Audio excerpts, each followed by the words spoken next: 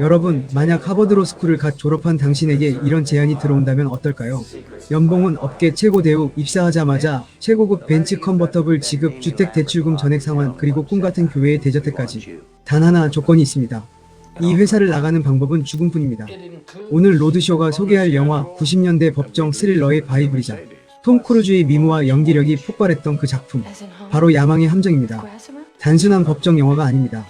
이건 FBI와 마피아 사이에서 오직 법전 하나만 들고 외줄타기를 하는 한 남자의 생존 액션입니다. 지금부터 톰 크루즈가 어떻게 이 완벽한 지옥에서 탈출하는지 그 치밀한 두뇌 싸움 속으로 들어가 보시죠. 이 영화가 개봉한 1993년은 헐리우드의 황금기였습니다. 쥬라기 공원, 쉰들러 리스트가 나왔던 거에 당당히 흥행 3위를 기록한 게 바로 이 야망의 함정입니다. 첫 번째 관전 포인트, 바로 존 그리샴 신드롬입니다. 90년대는 그야말로 법정 스릴러의 시대였고 그 중심엔 존 그리샴이 있었죠. 펠리칸 브리프, 의뢰인, 타임 투 킬, 내놓는 족족 베스트셀러가 되던 시절, 그 중에서도 더 펌은 그의 초기 대표작입니다. 두 번째, 감독과 캐스팅입니다. 아웃 오브 아프리카의 거장 시드니 폴락이 메가폰을 잡았고 주연은 당시 탑건 이후 최고의 주가를 올리던 톰 크루즈, 그리고 그 맞은편엔 연기의 신, 얼마 전에 안타깝게 돌아가신 진 해크만이 버티고 있습니다. 재미있는 사실은 포스터를 보면 진 해크만의 이름이 없어요. 톰 크루즈 이름만 대문짝만하게 박혀있죠. 당시 계약상 톰 크루즈 이름이 먼저 나와야 했는데 진 해크만은 내 이름이 뒤에 나올 바엔 아예 빼달라고 했다는 후문이 있어요. 영화를 보시면 아시겠지만 그의 연기력은 이름을 지워도 지워지지 않을 만큼 압도적이죠. 더 스토리, 주인공 미치 맥디르, 톰 크루즈는 가난한 집안 출신이지만 악착같이 공부해 하버드 로스쿨을 상위권으로 졸업한 수재예요.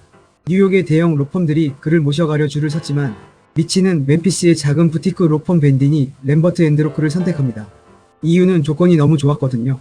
미치의 멘토가 된 에이버리 지네크만은 아버지처럼 그를 챙겨줍니다. 하지만 아내 에비는 어딘가 찜찜함을 느낍니다. 회사가 직원들의 일거수일투족을 너무 지나치게 관리한다는 느낌 때문이었죠. 균열은 휴양지인 케이먼 제도에서 시작됩니다. 이 로펌의 변호사 2명이 의문의 사고로 사망합니다. 그리고 어느 날 식당에서 밥을 먹던 미치에게 낯선 남자가 접근해요. 바로 FBI 요원 웨인 테런스, 트루먼쇼의 에드 해리스입니다. FBI가 던진 폭탄 선언은 충격적입니다. 너희 로펌, 사실 시카고 마피아의 자금 세탁소라고 말하죠. 그리고 지금까지 퇴사하려던 변호사들은 모두 죽었다고. 미치는 혼란에 빠집니다. 존경하던 멘토, 꿈꾸던 직장, 풍요로운 삶, 이 모든 것이 범죄 위에 세워진 모래성이었던 겁니다. 이제 미치는 벼랑 끝에 몰립니다. 선택지는 두 가지뿐입니다. 첫째, 로펌에 충성하다가 FBI에 잡혀가서 변호사 자격을 박탈당하고 감옥에 간다.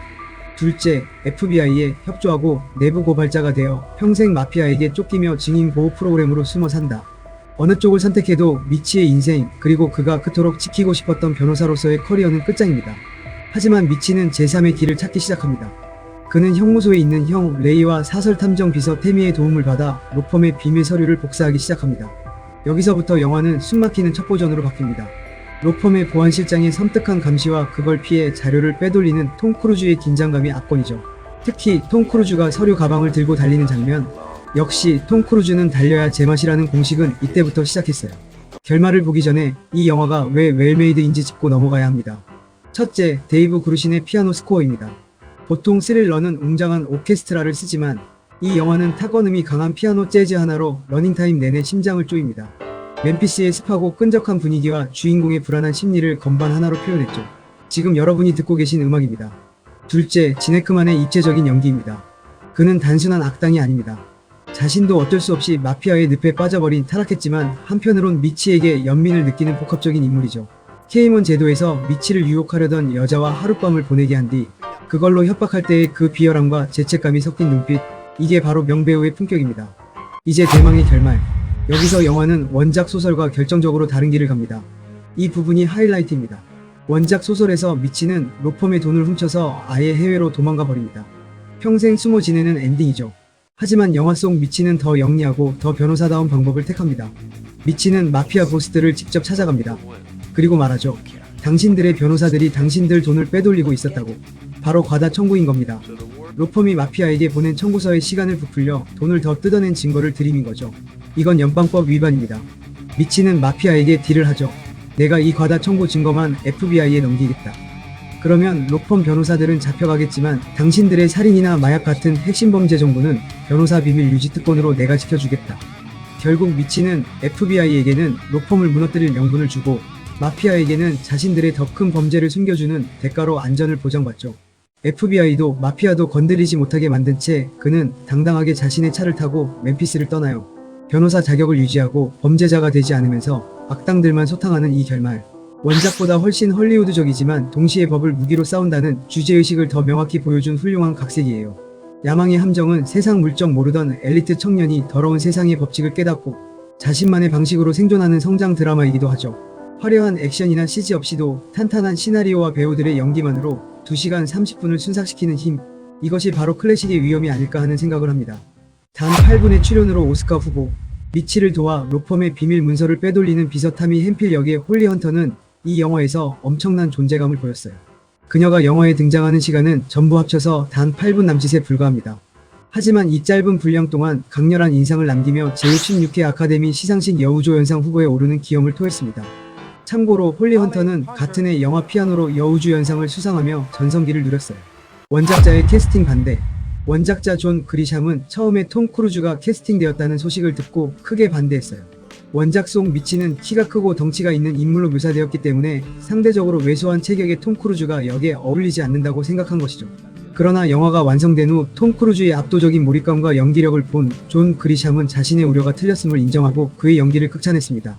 제작비 약 4,200만 달러, 우리 돈 336억, 지금 가치로 환산하면 1,235억 원으로 만들어진 이 영화는 전 세계적으로 2억 7천만 달러, 우리 돈 2,160억, 현재의 물가 반영하면 7,938억 원이 넘는 대응행을 기록했습니다.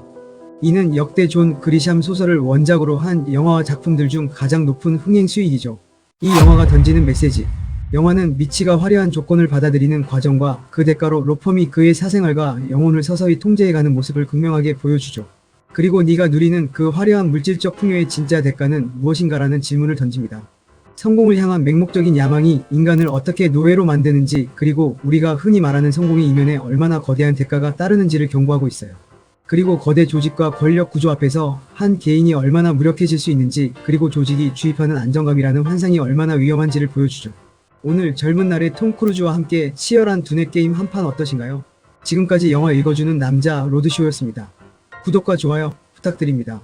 그리고 여러분이 기억하는 90년대 최고의 스릴러는 무엇인지 댓글로 남겨주세요. 다음 영상에서 뵙겠습니다.